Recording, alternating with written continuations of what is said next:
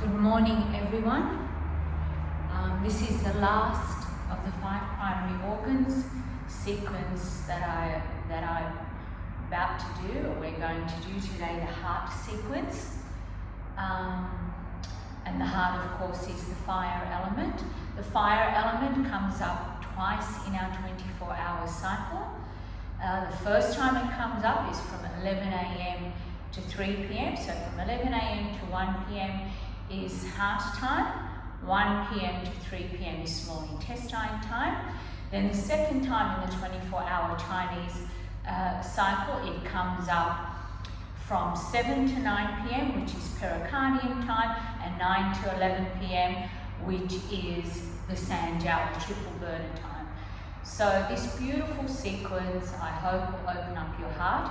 I decided to do the sequences of the 5 primary organs, beginning with our spleen, then our kidneys, then our lungs, then our liver, and finally the heart. The reason I chose it in that order was because of what's going on in the world at the moment, and I felt like the spleen being the earth, so this is the beginning, which is the earth. We needed some form of grounding, and we also were holding a lot of emotions in our body, which meant we were holding a lot of water in our body. Then, of course, the kidneys, I decided would be the second sequence, for the simple fact that from the holding of the water and the holding of all the emotions, we were gripped with fear and we were gripped with anxiety. Then the reason that I chose the lungs next was because of the grief that was coming up for people in slowly recognizing what is going on in the world, like grieving for ourselves, grieving collectively, grieving globally. And then I chose the liver after that for the simple fact that as our new normal, so to speak, was setting in, we were starting to get frustrated and irritated with ourselves and having short tempers about the slightest, smallest irritation that under any other circumstance would probably not affect us in any way, shape or form. And then I left the heart to last. When I look at traditional Chinese medicine and what Paulie Zink says, he says the earth is the mother, which is the spleen. It gives birth to metal, which is lungs. Metal gives birth to water, which is kidneys. Water gives birth to wood, which is liver, and then wood gives birth to fire, which is heart. The only one that I did out of sequence was obviously I did the kidneys before the lungs because of the nature of water and the way water works in our bodies. So today I would like and hope and pray that in doing this beautiful heart sequence, that wherever you are in the world, whatever is going on with you at this point in your life, that there is some space for gratitude. Gratitude that we are still alive, gratitude that we have food, water and shelter, the basic fundamental things that we need in our lives.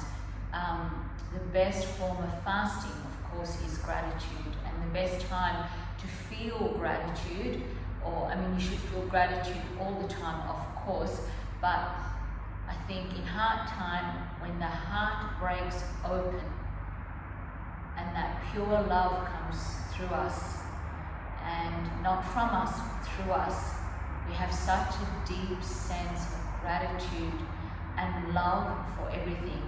The water we're drinking, the tea that we're drinking, the simplest conversation that we're having, even this moment.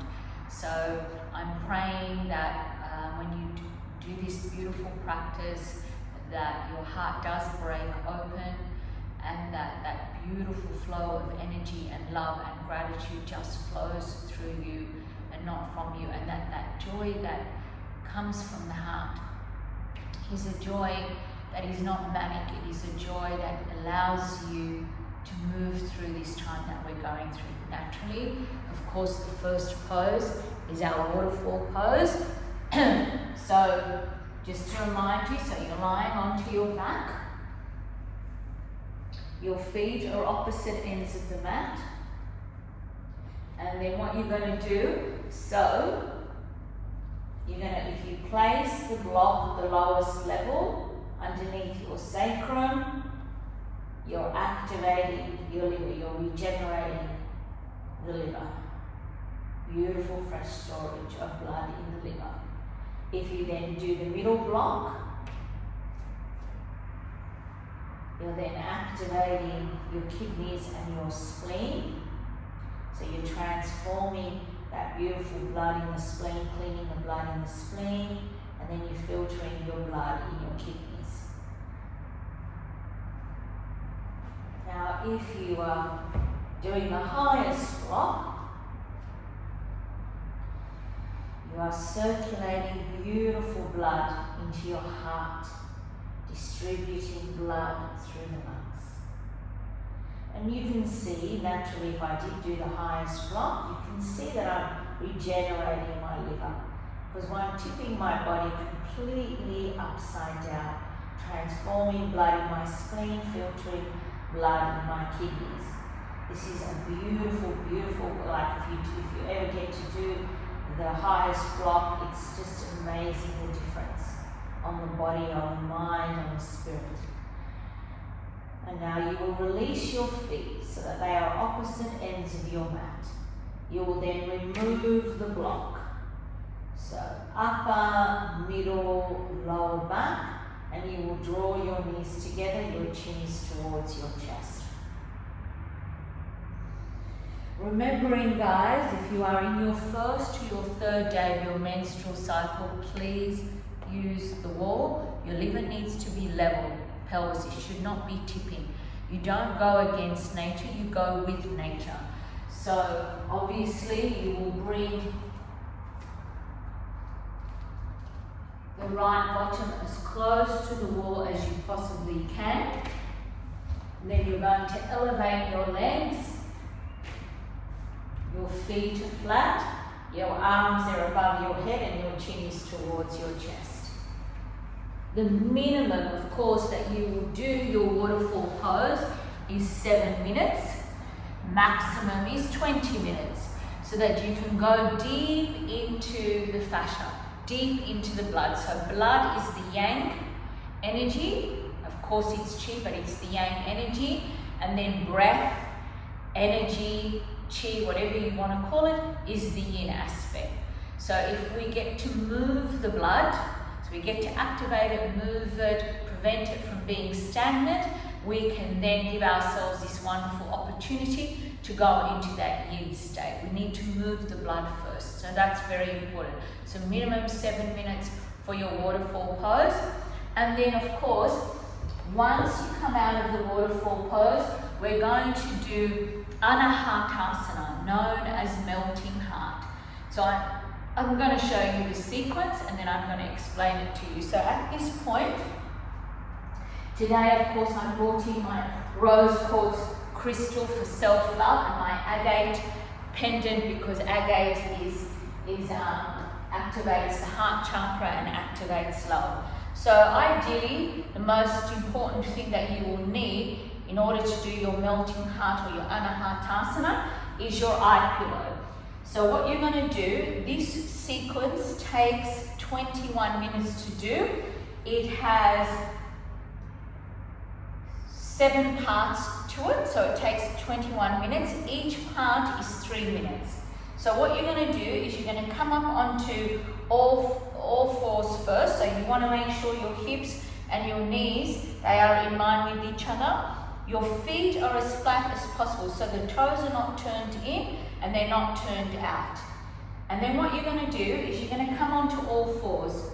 So you want to make sure that you are on all fours, where your wrists, your shoulders, they're just directly underneath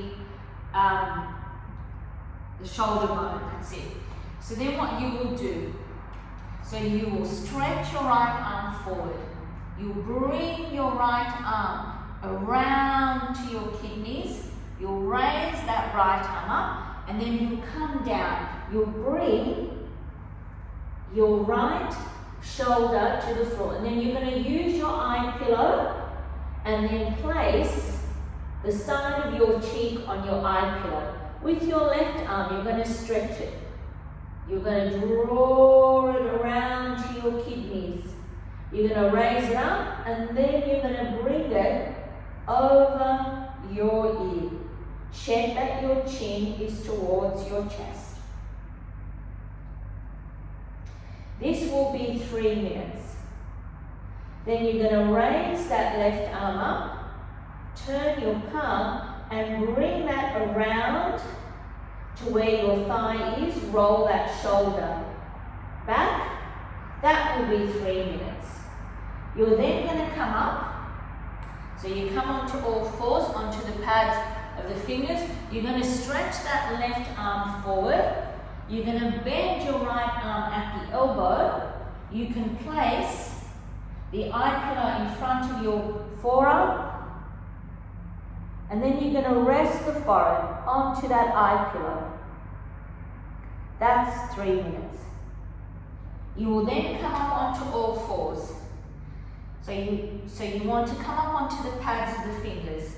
And now you're going to stretch the left arm forward. Draw that around to your kidneys. Raise that left arm up and then slowly come down. And then you're going to place where your eyebrow is onto your eye pillow. Then you're going to stretch your right arm forward. You're going to bring that around to your kidneys. You're going to raise that right arm up. And then you're going to bring this right arm over your ear. So that's the first part on this side. So that's 3 minutes.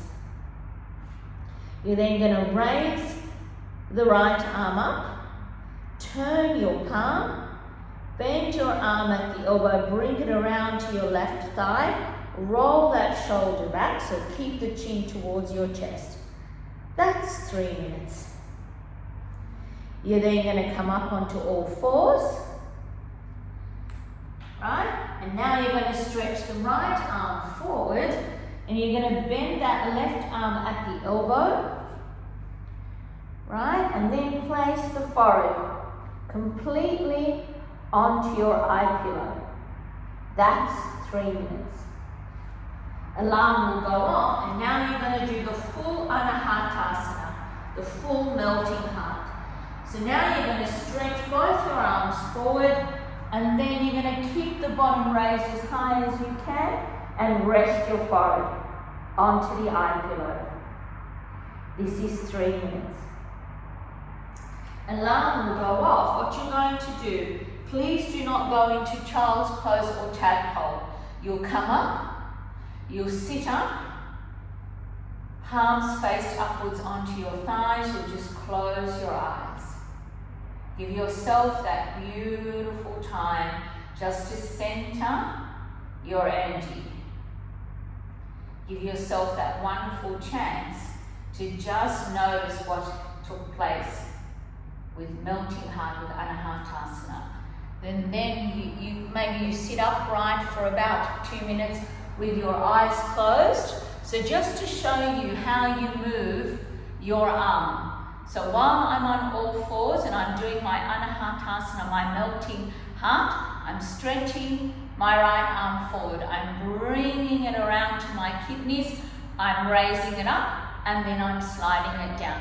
I'm stretching my left arm forward. I'm bringing it around to the kidneys.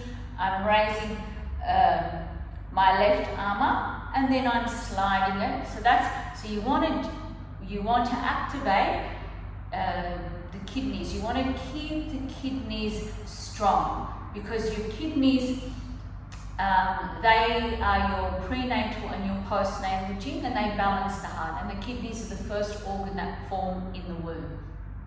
So if I look here, I have heart 1 just here and I have pericardium 1 here. So the 2 fire element points, they begin here. Heart 1 and pericardium 1. The beauty of heart 1, so when I've got my arms at shoulder height, when I'm raising my arms, when I'm doing this with my arms, I'm activating my heart 1, my pericardium 1. And the beauty of heart 1 is that it connects you to the divine. It gives you that opportunity to awaken that beautiful heart of yours, and it allows you that chance to feel like you are connected to everything. You are one with the universe. You and the universe are one, and you work together in harmony. It is such a beautiful point to activate it. And so obviously doing melting heart Anahatasana will allow you straight away to get into that space where you are being connected to the universe straight away. It gives you that chance to help you open up to self-love, because your first love and your last love is self-love. Now, your option, of course, so the Anahatasana, the melting heart, is 21 minutes, because it's 3 minutes each part on the left side, 3 minutes each part on the right side, and then, of course, the full Anahatasana is 3 minutes. You do have the option, if you want, before Anahatasana, to do your reclining butterfly. So all the options for reclining butterfly I'm going to give you. Now, you can do this version, which I call the sacral block, where the bottom is on the floor, so you're using a soft block. I don't know, I mean, you can use even a cushion. You can fold a blanket so that it's like a square shape. You'll come and you'll lie down, and you will place it underneath lower and middle back, and the bottom is on the floor. The feet are as close to your groin as you can possibly bring them, and your arms are above your head, your chin is towards your chest, or you're doing dragon arms. Your other option, of course, is for you to just do reclining butterfly. So your left hand is on your tummy, your right hand is on your heart, or you can do dragon arms, or you can raise your arms above your head. So the reason we place the left hand on the tummy, so my left arm has the channel to my heart, my small intestine, my pericardium channel, my left lung. So it's already vibrating with this beautiful energy. So I want to bring it to my lower dantian. My lower dantian is where my liver is, my gallbladder is, my kidneys, my spleen, part of my intestinal tract is. So my right hand has the channel for my lungs, my large intestine, my Sanjiao channel. And I want this hand to be placed on my heart, the right hand to be placed on my heart, so that my right hand can receive energy from my actual physical heart and my thymus gland. My thymus gland is here, my beautiful spiritual heart. And that's the beauty of Heart One. It connects you to your spiritual heart as well, to your thymus gland. Your other option, of course, is to use your bolster. So if you have a bolster, you will then, this one is quite deep for the heart and lungs. So you'll come into your reclining butterfly, you bring the soles of the feet as close to you as you possibly can. You'll then release onto your bolster. You'll raise your arms above your head, palms are faced upwards, or you bring your palms in prayer. So you can see when I bring my palms in prayer, I'm activating Heart One and I'm activating Pericardium One. And you hold this pose for 7 minutes, minimum 7 minutes. You can take it up to more if you want. You'll roll over to your right side and you'll slowly come up. So they're your options for reclining butterfly. And when like I said, when I've done this, I've activated Heart One, I've activated Pericardium One, but I've also activated Lung One. Lung One is here, so if you press here in the fleshy bit where the shoulder bones are, you can feel Lung One. It can be quite tender for a lot of people. And if the heart isn't circulating blood, then the lungs cannot distribute that blood. And then you'll end up having experiences like dry throat, dry cough. You'll find that you'll have sinus issues, low immunity. So really, even the lungs depend on the heart and what's going on with the heart, because my heart is my seat of intelligence. Your heart is your seat of intelligence. We are born with this innate intelligence. We have this from the moment our soul makes the contract for us to choose our parents. Our innate intelligence is always there. What we're developing is our intellect. So you have the option, you can do, so obviously you're always going to start with waterfall. 7 minutes, then you will do your butterfly, whichever version you want, 7 minutes, then you can do your Anahatasana. Otherwise, you can do your Anahatasana first, and then you do your reclining butterfly. That's completely up to you. So then what we're going to do, we're going to allow ourselves, so after we do this heart sequence, we're going to allow ourselves to do restorative bridge. So restorative bridge, there's restorative bridge 1 and 2. So you can use a bolster, find a cushion, like if you haven't invested in a bolster yet, find yourself a cushion, or maybe like the cushion of the couch. And then what you will need is you will need 2 blocks. So you're going to place the 2 blocks here. And you will need a strap. So if you don't have a strap, just grab anything that you might have. Have this ready. So you're going to set it up because you've got restorative bridge 1, restorative bridge 2. Have your eye pillow beside you, have this set up. Then what you're going to do is you're going to also grab a blanket and you're going to roll the blanket. So you're getting this ready. So these 2 things, the blanket and the strap, is for the second part of your restorative bridge. The first part is set up. So you want to have the blocks on either side of your bolster. So let me just put this to the side so that you can see it.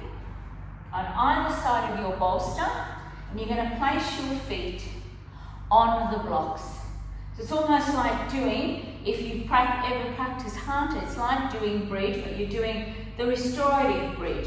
And then what you want, so where the bra hooks, so just underneath your breastbone, so you can like use your hand to line against just where the breastbone is, and you're going to lie on the edge of the bolster here. And then you will see that the back of your head is on the floor. So now you can see that my heart, look at how deeply my heart is elevated. Look at how beautiful this is to elevate my heart, to open up my heart. And then you're going to grab your eye pillow. So you've got your dragon arms here.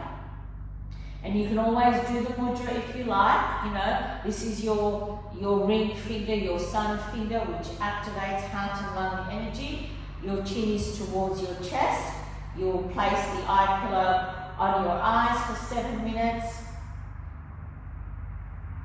So this is restorative bridge 1. It's such a beautiful pose. Oh my God, it's so beautiful. Just lying here and just lifting the heart like this, having the heart the highest energy, and bringing this amazing, fresh, oxygenated breath of blood into the brain. The alarm will go off. I'm going to remove the blocks. I'm going to release my feet. So I can either roll the bolster or let the bolster roll all the way down so that my bottom is to the edge now of my bolster. And then I roll over to my right side and I will slowly come up. The second part of restorative bridge is here. So I'm placing my legs onto the bolster.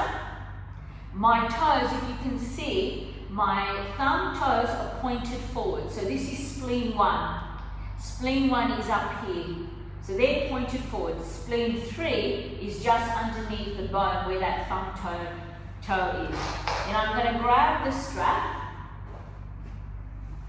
and I'm going to place the strap where liver 4 is. I'll explain everything in a minute. And I'm going to do this so you can, you don't need a strap. You can grab a towel, you can grab a t-shirt, whatever you have in your home. Then I'm going to grab my blanket, my rolled up blanket. So once again, I'm going to place the blanket just where I've got the breastbone, just here, or where the bra hooks.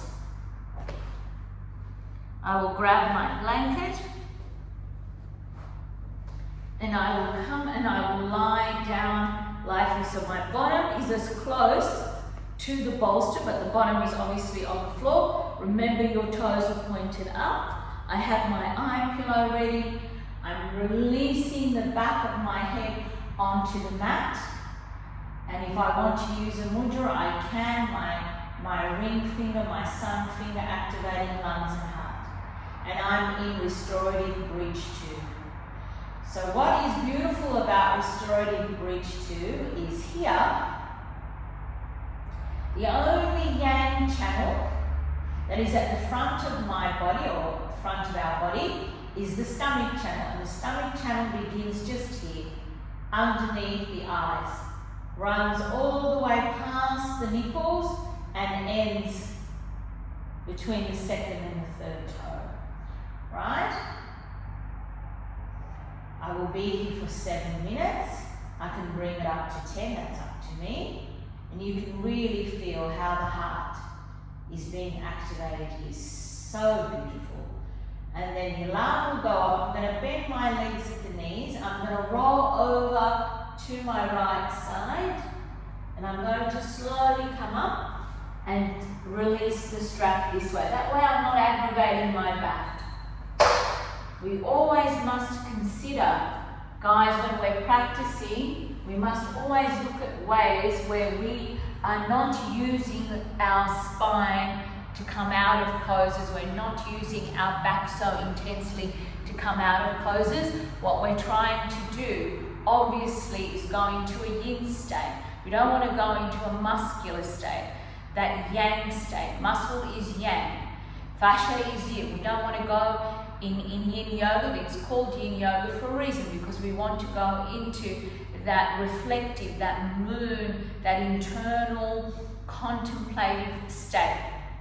So with the first part of Restorative Bridge, we're opening up the heart. So we're releasing emotions of alienation, isolation, sadness, depression, feeling cut off from the world, which is what a lot of people are feeling. And if I do my dragon arms, I'm really going deep into lung 1. So I'm moving through any grief that is stuck there, that's making me breathe in a very shallow way, or where my breath can be erratic.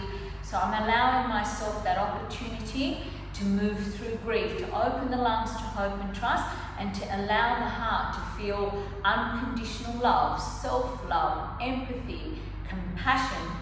Even though compassion comes originally from the liver, because that's the soul, how I'm expressing it and the way I'm using it is coming from my heart. And so when I look at my Restorative Bridge, I'm allowing my heart to lift, because if I don't have self-love, if I don't have compassion for myself, it's impossible for me to have love for others or compassion for others. One doesn't exist without the other. Then the second part, Restorative Bridge, so you can see I'm still working my heart, but I'm activating my stomach channel. Why? Because the brain feeds the heart. The heart feeds the stomach dumps that onto the spleen. So the heart stores and balances the spirit, which is the spleen. The spleen says, well, I don't want this. I don't want this madness and chaos. So then it goes into reverse. The spleen rejects it, right? Because the spleen has a capacity to reject or accept. And also the small intestine, which is the partner organ to your heart, is also the rejection and the accepting. So the spleen will go, no, I don't want this, dump it back onto the stomach, which then dumps it on the heart. This is how you get that heartburn, and you get that indigestion, and you can feel like the esophagus is tight just around where your chest is tight. Then it goes back into the brain and gives you that foggy brain. So we also, when we're working, we're doing a heart sequence, predominantly a heart sequence. Since all the organs make offerings to the heart, we have to consider all the organs, right? We have to consider what's going on with all our organs, so that when they make that offering to the heart, the spleen will offer peace to the heart, being in the present moment to the heart. gratitude, humbleness, humility. The kidneys will offer the wisdom, will remind the heart of its innate wisdom. The liver, which stores the soul, will remind the heart of, okay, it'll offer the heart that remembering. Hey, remember your soul contract. The lungs will give the heart the hope and trust. So all these beautiful offerings we want to give to the heart. We don't want to overload the heart. So then you're going, so after you do your waterfall and you do your Anahatasana melting heart, you do your reclining butterfly, or you can swap that around, that's up to you. Then you do restorative bridge 1, restorative bridge 2. So then what you're going to do after restorative bridge 1 and restorative bridge 2, we will do cat pulling its tail. I love cat pulling its tail. So let me give you that opportunity. So let's make the space for cat pulling its tail. And I will keep my eye pillow. So whenever I'm placing the eye pillow on the side of my face, I'm stimulating gallbladder 1, Sanjiao 1. Sanjiao is the triple burner, right? So it distributes heat through the body, and it's a fire element like the heart, because this, the partner to the Sanjiao is the pericardium, or the secondary organ of Sanjiao is the secondary organ, and that is the primary organ is the pericardium. So I want to distribute heat evenly through my body, because if I have heat trapped, then I get bouts of anger, I can feel overheated, which will deplete my immune system, or I feel numbness and I feel cold, which will deplete the circulation that is going through my body from my heart. So it's very important, like everything means something. Then I have UB1 and UB2 here, which will allow me to release that gripping fear, which is what a lot of us are experiencing right now. So it's very important. It's like you're doing acupressure, your own personal acupuncture, but it's called acupressure.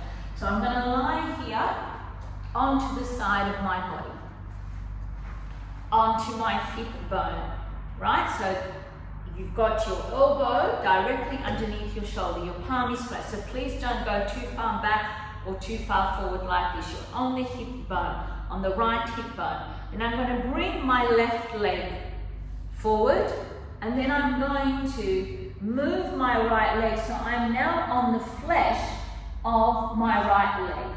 And then I'm going to slide my right arm onto the floor. So it's at shoulder height.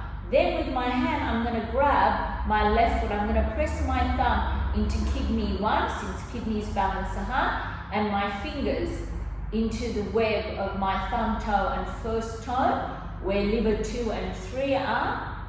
And then I'm going to slowly come back, and I'm going to use my hand and cup the back of my neck, and then I'm going to look over my left shoulder. So this is cat pulling its tail. See how I'm opening up the front of my heart. Slowly I will come back, alarm will go off, so I'm here for 5 minutes, and I will come up onto Sphinx. Then I'm going to do my opposite side, so I'm going to go onto my left hip bone.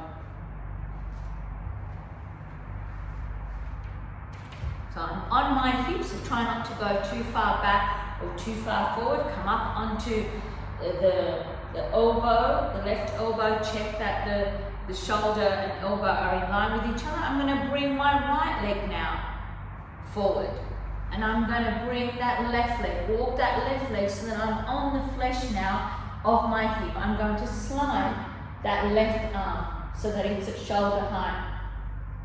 Now I'm going to grab my foot, so I'm going to place it just in the ball of the foot. So I'm going to press into kidney 1, place my fingers between the thumb toe and the first toe, and I'm going to roll open. Oh, this is beautiful. Open up my heart. I'm going to look over my right shoulder, and now I'm going to cup my neck, and I'm going to be here for 5 minutes. And then I'm going to slowly, when the alarm goes off, I'm going to come into Sphinx. So I'm going to give you, so Sphinx will be your neutral pose. after cat pulling its tail. So you have the option of doing Sphinx like this. So the legs are opposite ends of the mat. Check that your elbows are just directly underneath your shoulders. Your chin is towards your chest. So this is Sphinx. So you will do Sphinx between 5 and 7 minutes. Your other option to do Sphinx, which I really like, sometimes I like to do Sphinx using the bolster. You will come here instead and use the bolster. So your feet are opposite ends of the mat. You're coming up here. So my elbows sit directly underneath my shoulders and I'm grabbing the pads of my fingers. My chin is towards my chest. So this is a lot deeper. If you can see, this version of Sphinx pose is much more deep on the middle back, the lumbar spine, the lower dantian, where my kidneys and my spleen is. Remembering that the kidneys balance the heart, and the heart stores and balances the spirit, which is our spleen. Alarm will go off and I will slowly come up. So with cat pulling its tail, you will do 5 minutes each side. In between, so when you do one side, you will come into Sphinx just for a few breaths. You'll go into the other side of cat pulling its tail for 5 minutes. Then you'll come into Sphinx, so you can do Sphinx with or without a bolster between 5 to 7 minutes. And if you, just the back, just to give you my back for a second, just here, between the shoulder blades, so you have your heart chakra at the back. You have also UB13 to UB15 where unexpressed grief sits. And you have the hypothalamus. So the hypothalamus gland, if heart 1 is blocked, then your hypothalamus gland is also compromised. If your small intestine is blocked, your hypothalamus gland is also compromised, because the hypothalamus gland is like, from a physical point of view, it tells you when you're thirsty, when you're hungry, it balances your blood pressure.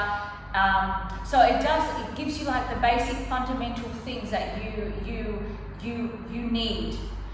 Energetically, it lets you know when you're denying yourself joy, when you're too much in your headspace and you're denying yourself joy.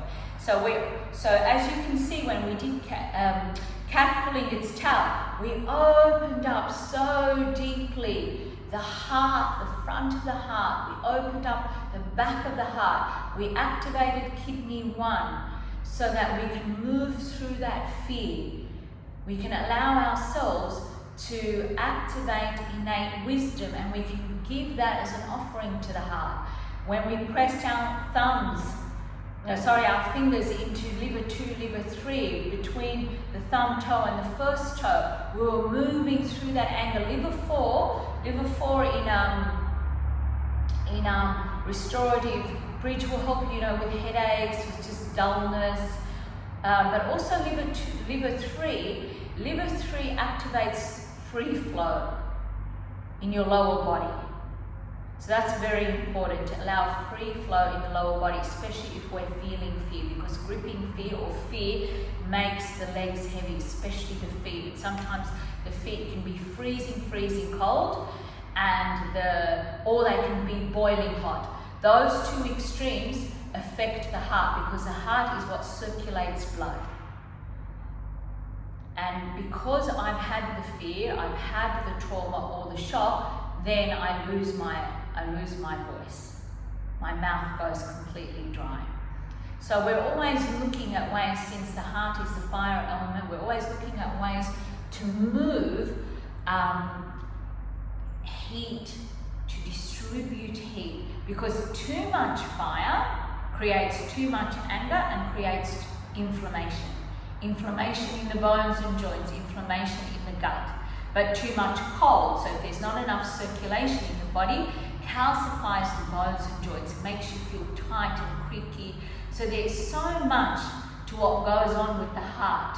Then we realize, other than the fact that it is the seat of intelligence, it is where we express love. I mean, When I was studying Lifeline, they said that people can only give you and be who they are to you or for you based on their model of the world. So if they grew up and they didn't have love and they were told that they were worthless or they were told that they weren't important, then all they can give you is that.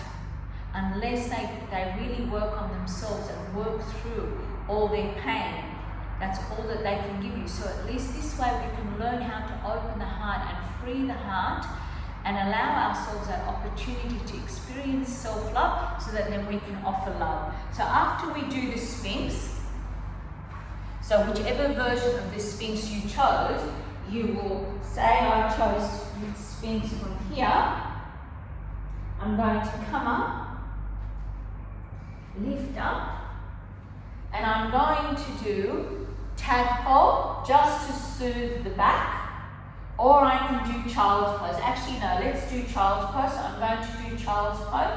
So I'm going to sit upright, and then I'm going to grab this eye pillow, and I'm going to do child's pose. So I'm going to have my palms in prayer above my crown, and I'm going to do child's pose. Alarm will go off. I'll slowly come up. So after child's pose, so you will do child's pose for 5 minutes. Allow your pituitary gland, your third eye. The pituitary gland is the control center of your endocrine system, which determines all the levels of emotion. And the thymus gland, the hypothalamus gland, the pituitary gland, the thyroid glands, the parathyroid glands, the adrenal glands, the pineal gland, all belong to the endocrine system. So I will do child's pose for 5 minutes, and then what I'm going to do is I'm going to come up and I'm going to do praying mantis. So praying mantis. So I'm going to lie onto my back. I'm going to stretch my right arm at shoulder height, and I'm going to come up onto the pads of my fingers with my left hand. And then what I'm going to do is I'm going to gently come here, and I'm going to bend my leg at the knee, my foot is flat. I will have my chin towards my chest.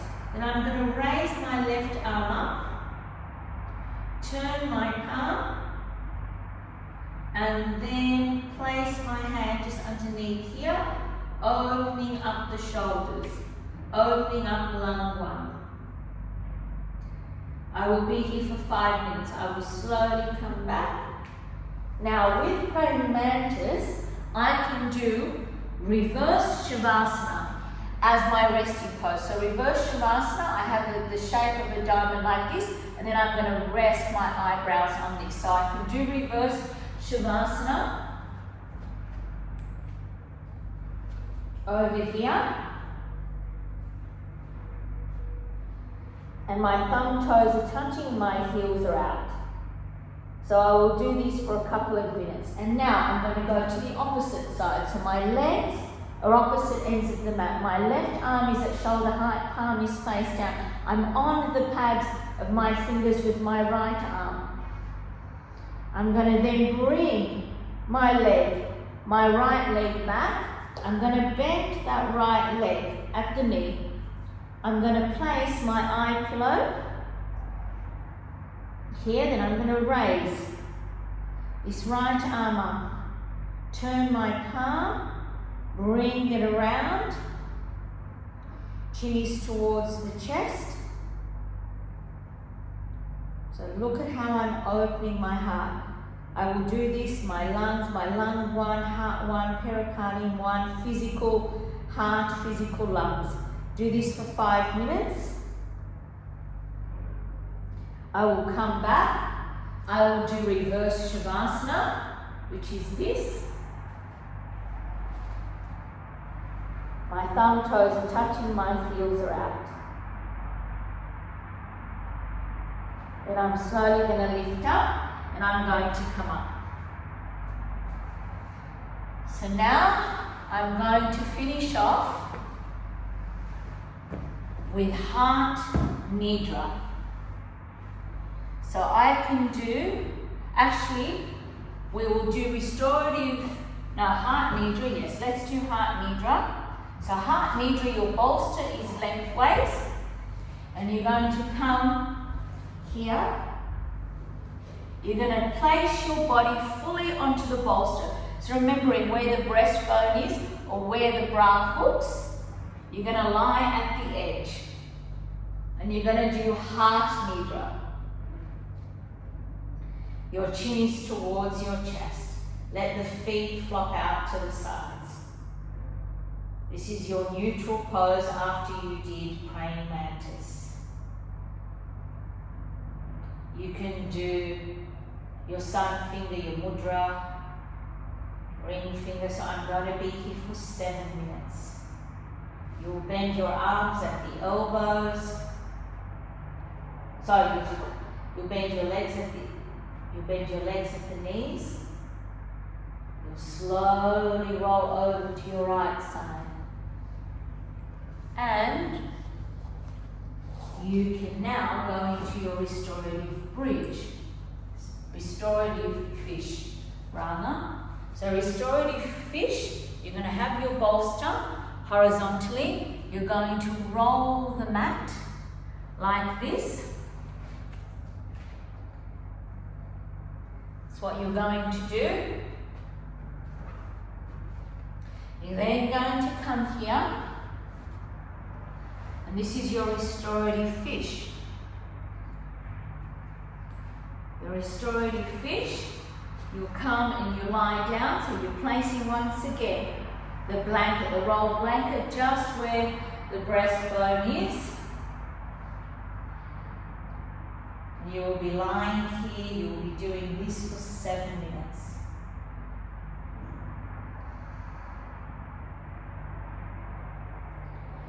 Then once the alarm goes off, you'll roll over to your right side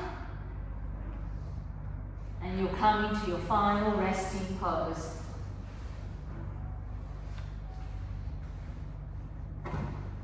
Now you do have the option, so you could do your restorative fish, or you could do this version of fish. I'll show you the version of fish you can do if you want to. This version of fish, so you're bringing your feet as close to your groin as possible. You're on your elbows, the palms are flat, and you're dropping your head. So what you can do, you have to position the block or the cushion. So this takes some adjustment, and you're coming like this. You're lifting the head. That's it. So you can do this version of fish if you like for 7 minutes. It's a really strong one, but it's a beautiful one. You then rest the back of your head on the block. When the alarm goes off, you'll turn the palms up, and then you'll go into your final resting pose. So you can do either one, that's your choice. You can even do both if you like, that's also your choice.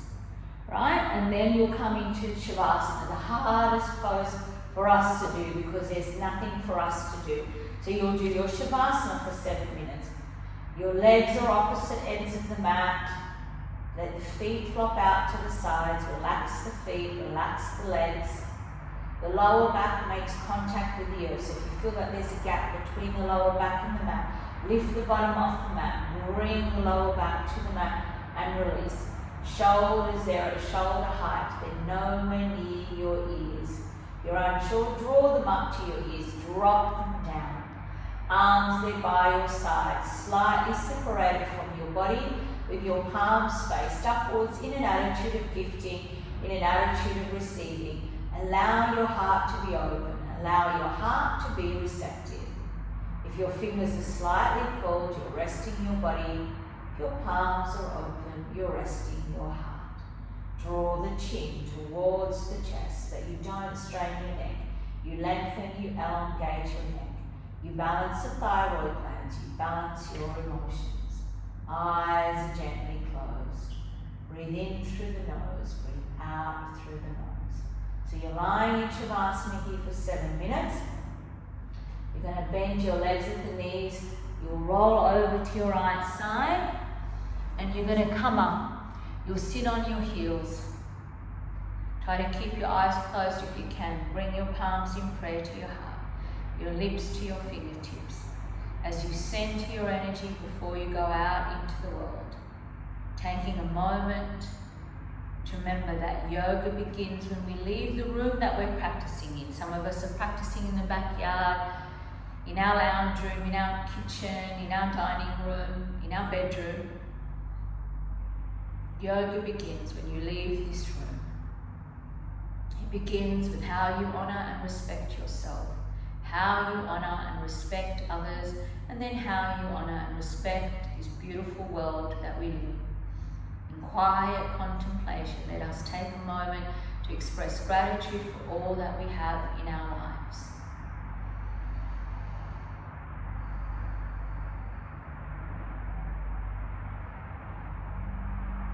I honor the place in you in which the entire universe dwells. I honor the place in you which is of love, of light, of truth, of peace. When you are in that place in you, and I am in that place in me, we are one. Namaste. So before you open your eyes, think of one word of how you would like the rest of your day or your evening to turn out, so that your thoughts, your emotions, your deeds, and your actions, they reflect your word. When you are ready, let's gently open the eyes. Namaste, everyone. I really pray that you enjoyed this beautiful heart practice. Our heart is our seat of intelligence. Our heart will help us remember that as souls we chose this experience. This experience that we are in right now is part of our soul contract. Some of us, we may have to adjust our lives. Some of us may have to change direction in the same area that we're in, just tweak things. Some of us may have to start all over again. Whatever the situation is, allow the seat of intelligence, which is your heart, to help you remember why your soul signed up for this experience that we are having right now. And always remember that between the spaces of your thoughts is where your spirit resides.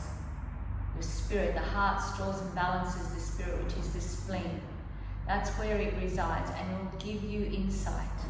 Give yourself the space to have no thought, to just watch the thought, to let the thought flow in and out of your consciousness, so that spirit will reveal itself to you, give you the insights that you need, and to guide you through this experience in the most peaceful, loving, kind way that you can possibly offer, not just for yourself, but towards others. Thank you very much.